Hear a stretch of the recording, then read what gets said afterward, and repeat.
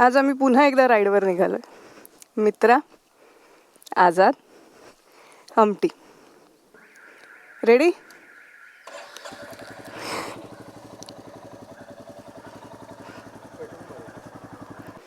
Sorry, आम्ही आमच्या गाड्यांनंतर आणखीन 2 व्यक्तींना इंट्रोड्यूस करायचं राहून गेलंय. ओम, इंट्रोड्यूस करायचं, आर्य,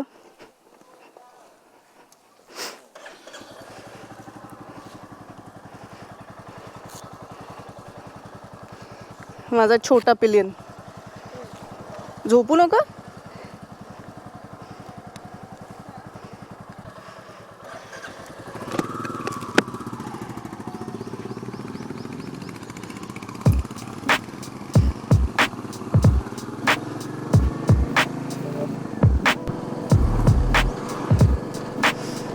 आता मी निघालोय कास पठारला जायला, पण त्याआधी पेट्रोल भरायचे. अपेक्षा ऑफिसमधून येताना पेट्रोल भरून आली होती हमटीमध्ये. आझादमध्ये आणि मित्रामध्ये पेट्रोल भरायचं आणि त्याच्यानंतर आम्ही निघणार. आणि आत्ता आम्हाला तो दाखवतोय 11:15 पोचायला.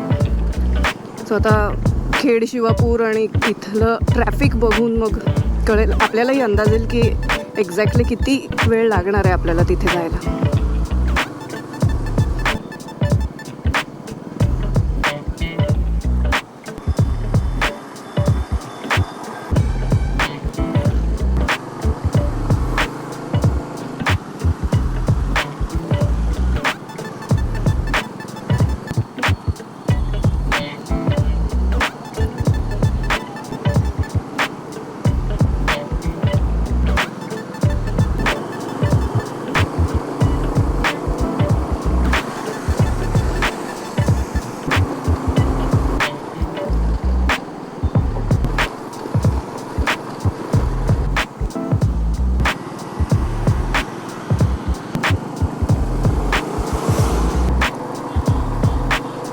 पॅचमध्ये ट्रॅफिक लागतंय. पुढे बोगदा आहे, आपला फेवरेट बोगदा.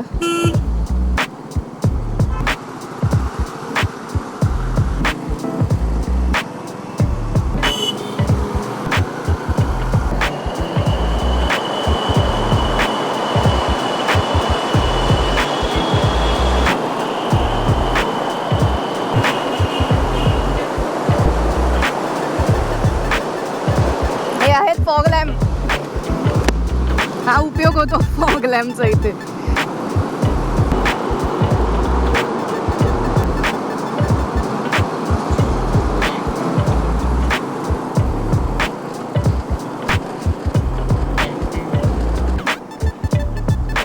आजच्या प्रवासातला पहिला टोल नाका आलाय. हे बंदच आहे. मगाशी टोल नाका नव्हता, तो भास होता टोल नाक्याचा. पहिला टोल नाका आत्ता आलाय.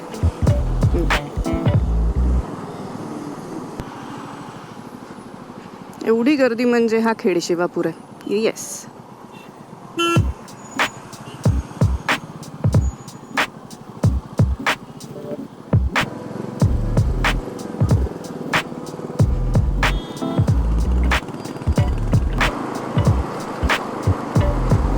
अजून 2 तास आहेत पोचायला. ओके, मग आम्ही लास्ट राईडवरती गेलो होतो जानेवारी एंडला गोवा. आणि त्याच्यानंतर आज एप्रिल एंड म्हणजे फेब्रुवारी, मार्च, एप्रिल 3 महिन्यांनी आम्ही पुन्हा एकदा राईडवर निघालो आहे. अर्थात मधल्या काळात बऱ्याच गोष्टी सुरू झाल्या. मी बाईक बदलली, माझं शूटिंग सुरू झालं सिरियलचं, त्यामुळे मला बाहेर पडणं शक्यच नव्हतं. म्हणजे जसं आम्ही कोकण दौरा केला होता, एवढी सुट्टी काढणं पॉसिबल नाही आहे. किंवा गोव्याला सुद्धा आम्ही 5 दिवस, म्हणजे मुंबईहून मी इकडे येते असे ते 2 दिवस धरून 5 दिवस माझी राईड होते. सो ते पकडलं तर तरीसुद्धा शक्य नाही. आणि आता अचानक मला 4 दिवस सुट्टी मिळाली. सो मग मी यांना फोन केला. Wow, very commendable. म्हणजे लक्ष नव्हतं, खाण्याचं दुकान, हॉटेल दिसलं डायरेक्ट लेफ्टला. Very nice. आजूबाजूने दुसऱ्या गाड्या येत आहेत पित आहेत वगैरे असं काही हे नसतं. हां, हां तर शूटिंग आणि ह्या सगळ्यामुळे एवढी मोठी सुट्टी काढणं मला सध्या शक्य नाही. सो आता अचानक सुट्टी मिळाल्यामुळे मी ह्यांना फोन केला, म्हटलं अरे मला सुट्टी आहे 4 दिवस, चला जायचं का. लगेच सगळे एका पायावर तयार. पण ह्या वेळेला आमच्याबरोबर आणखीन 2 जण आहेत. मग ओम होताच आमच्याबरोबर कोकण दौऱ्यात, त्यावेळेला आर्य नव्हता कारण मी एकटीच होते. माझ्याकडे माझं सामान आणि सगळं बरं, त्यांच्याकडे 2 बाईक्स आहेत. सो त्यांना ते पॉसिबल होतं, एक पिलियन आणि एका बाईकवरती बाकी सगळं सामान. पण मी एकटी दोघांचं सामान आणि असं सगळं घेऊन जाणं ते जरा डिफिकल्ट जात होतं मला बबरूवरती. बरं एवढ्या लाँग राईडची सवय नाही आहे. आर्य लहान आहे तसा, सो तो किती बसेल ह्याचा अंदाज मला नव्हता. त्यामुळे आम्ही तेव्हा आर्य माझ्याबरोबर आला नाही. पण आता यावेळेला माझ्याबरोबर आर्यसुद्धा आहे, ओमसुद्धा आहे. किती गोड आहेत ते.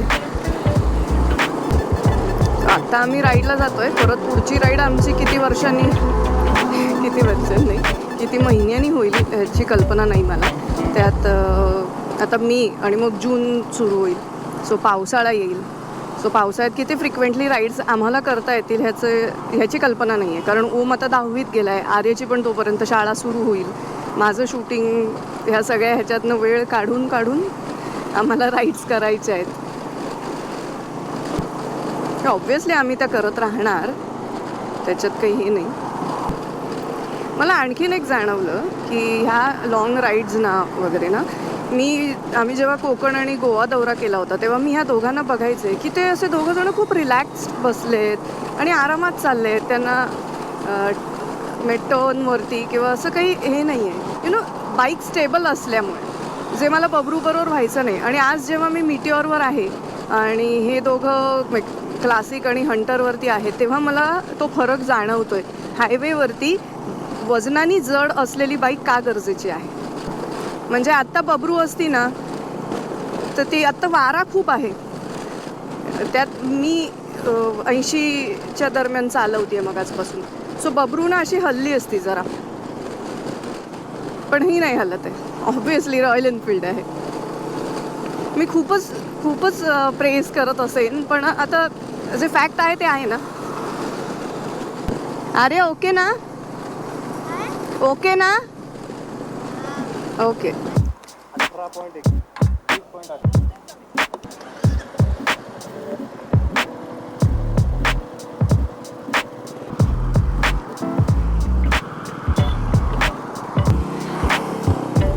चला आता पेट्रोल भरून झालेलं आहे आणि एक्झॅक्टली 1 तास 59 मिनिटात आपण आपल्या रिसॉर्टवरती पोहोचणार आहोत. आणि बरं झालं थांबलो पेट्रोल भरायला, अरे गोप्रोची बॅटरी हळूहळू डाऊन व्हायला लागली होती. मला दिसत होतं आणि मला असं होत होतं की कुठेतरी थांबायला लागेल चार्जिंग लावायला मला, पण पेट्रोल भरायला थांबलो त्यामुळे डनच आहे.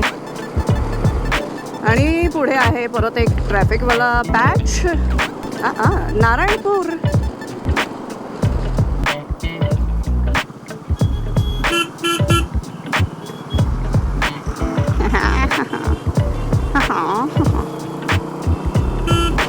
या रस्त्यांवरती मला नेहमी वाटतं की केवढे काय म्हणतात ढाबे आहेत ना.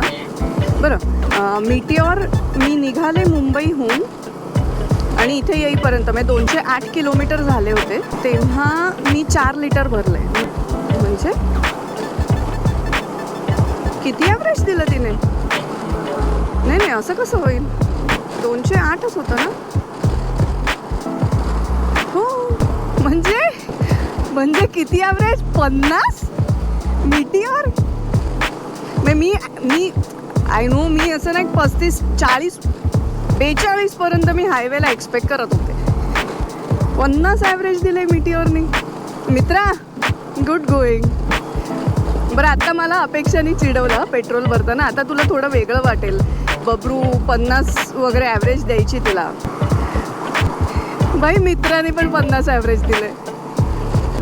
बरं मधले घाट बीट सगळं ते घाटातलं ट्रॅफिक हे सगळं धरू ना, कारण मी घरून निघताना ट्रिप A आणि ट्रिप B 0 केलं होतं. त्यामुळे आय नो की मी कुठल्या ह्याला निघाली आहे. आणि आता एक्झॅक्टली जेवढं रिकामं झालं होतं तेवढं भरलं आहे पेट्रोल. मी खूपच खुश आहे. त्यामुळे मी खूपच बोलते की मी हे एक्सपेक्टच केलं नव्हतं की मला एवढं ॲव्हरेज मिळेल. त्यामुळे मी आत्ता 7वे आसमान पे वगैरे. आता मला असं झालं कधी एकदा मी ह्यांना सांगते की बाई 50 ॲव्हरेज काढलं आहे मित्राचं.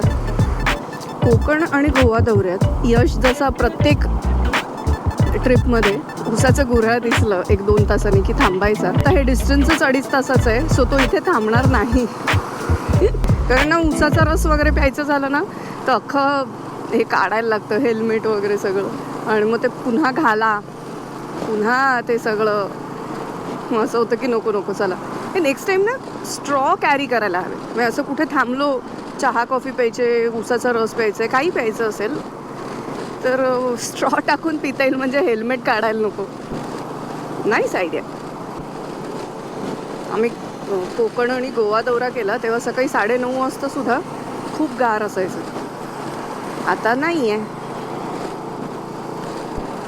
काय मस्त व्ह्यू दिसतोय. हॉटेल वेगस, सॉरी वेगस नाही, वेगास. मग आपण अमेरिकेत आलो आहे. मला वाटलं होतं की आपण साताऱ्यात चाललो आहे.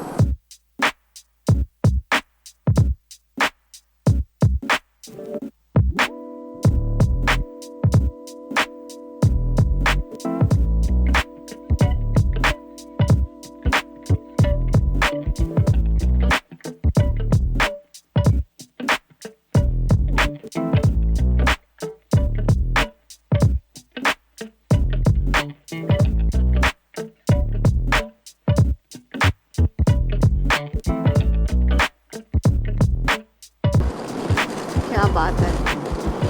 असं उभाच्या उभे कडे असतात ना.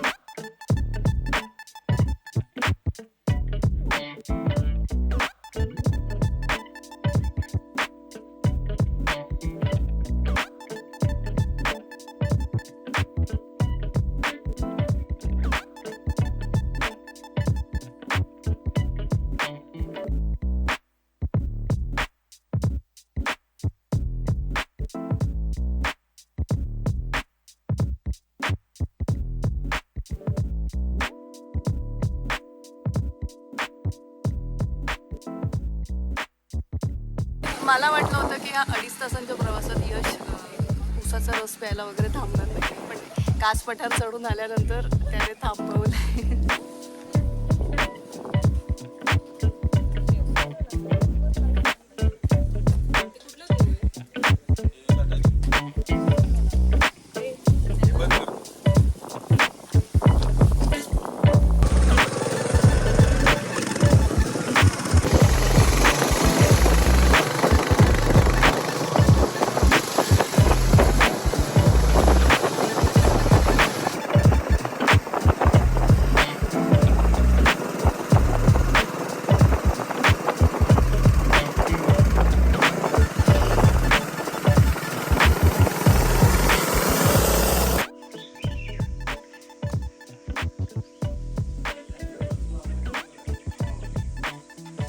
हा व्ह्यू आहे आमच्या रूम मधून.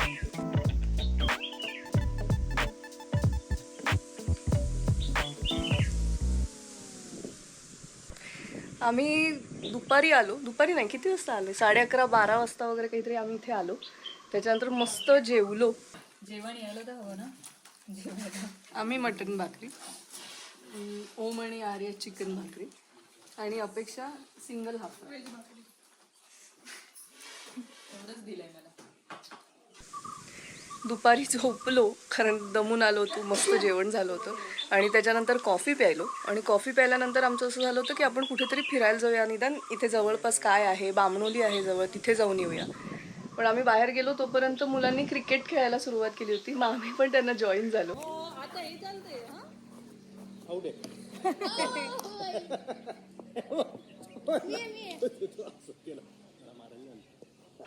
क्रिकेट खेळण्यापेक्षा भांडणं जास्ती चालू आहे. काय झालं? अपेक्षा केली कोणी? यशनी. का रे यश असं केलं? अरे गप्पे चल खेळ लवकर. त्याची बॉलिंग नव्हतीच, ओव्हर त्याचा नव्हताच, म्हणून पहिला बॉल चिटिंग केलं. आणि मी श्वेताला आउट केलेलं आहे. Catch out.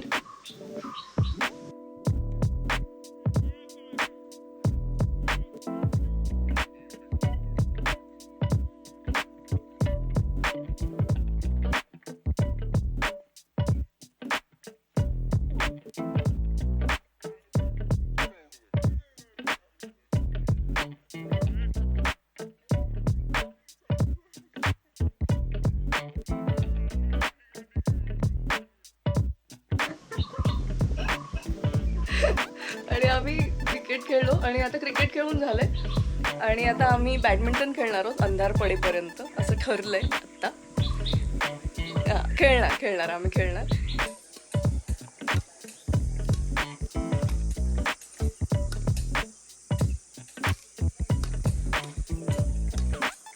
आणि मला जेवढं आठवतं तेवढं सांगतो.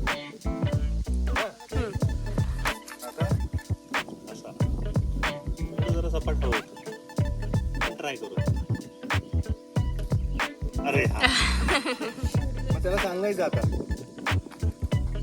कुठं जायचं ते. मग त्यांनी 3 पावलं घ्यायची. इथे ठेवली त्यांनी.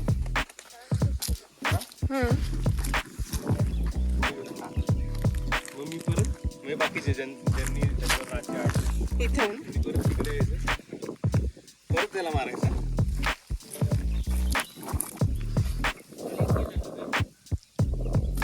नाही हुकला. आता हुकला ना समजा तर ह्यानी इथून गल्लीपर्यंत लंगडी करायची. लंगडी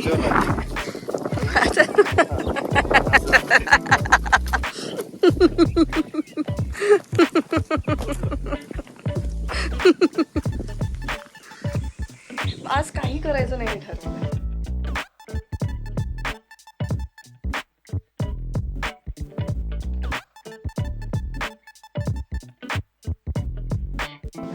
काहीही करायचं नाही, इथे बसायचं, मस्त गप्पा मारायच्या, जेवायचं. पण आता आज फक्त सनसेट बघायचा, एन्जॉय करायचं एवढंच ठरलेलं आहे आणि खेळायचं.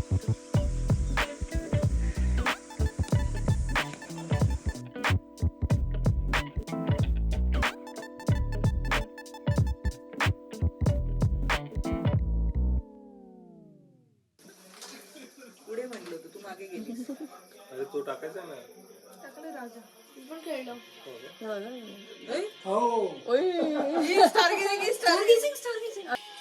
चिटिंग केली. कोणी? अंधार झाला, मी अख्खा गट्टा ठेवला तिकडे, लाईट आणायला